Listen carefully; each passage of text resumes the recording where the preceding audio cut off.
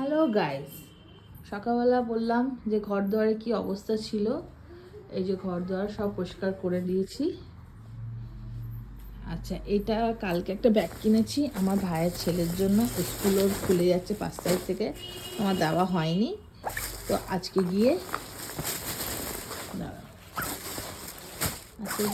এই ব্যাগটা স্কুলের জন্য দিতে হবে।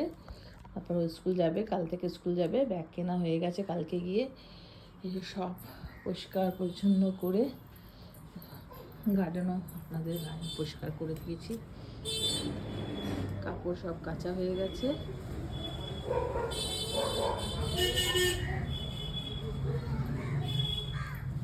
জানেন তো সংসারে কত কাজ থাকে।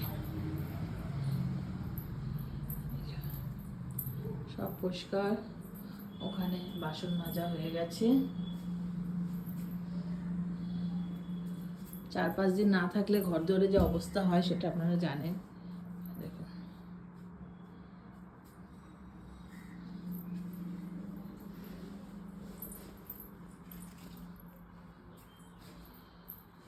সব পরিষ্কার করে দিয়েছি। আমাদের কত গাছ,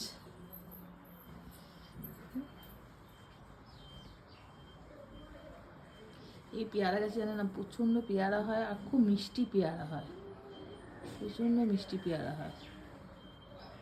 তুলসী, এখানেও অনেক গাছ আছে, ফুল গাছ, জবা গাছ, অপরাজিতা।